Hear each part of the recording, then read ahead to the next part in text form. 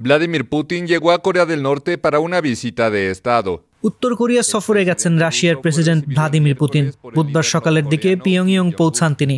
বিমানবন্দরে আগে থেকেই অপেক্ষা করছিলেন কিম জং উন। পরে সেখানে পুতিনকে স্বাগত জানান কিম।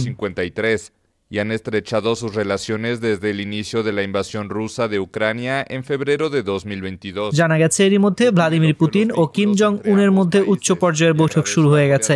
উত্তর কোরিয়ার রাজধানীতে অনুষ্ঠিত এই বৈঠকে গুরুত্ব পাবে প্রতিরক্ষা ও অর্থনীতি।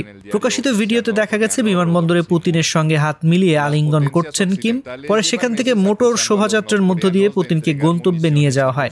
রাস্তার দুই পাশ সাজানো হয় রাশিয়ার পতাকা ও পুতিনের ছবি দিয়ে। Putin, que es objeto de una orden de arresto. 24 বছরের মধ্যে উত্তর কোরিয়ায় এটাই পুতিনের প্রথম সফর। ইউক্রেনে হামলার পর থেকে মস্কো ও পিয়ংইয়ং এর মধ্যে সম্পর্ক আরো জোরালো হয়েছে, কারণ দুই দেশই পশ্চিমাদের নিষেধাজ্ঞার বিরুদ্ধে লড়ছে। La última visita de Putin a Corea del Norte se remonta al año 2000. Putin যে কোনো সময় উত্তর কোরিয়া সফর করতে পারেন বলে আগেই জানিয়েছিল ক্রেমলিন। তবে সোমবার তার এই সফরের দিন তারিখ নিশ্চিত করা হয় ক্রেমলিনের পক্ষ থেকে।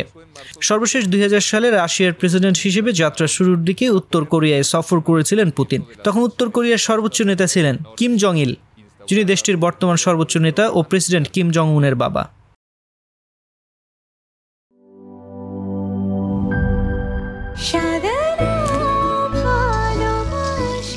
স্পেশাল মানুষদের জন্য মজাদার ম্যাজিক মশলা ফ্লেভারে মিস্টার নুডলস। স্বাদ নাও ভালোবাসার।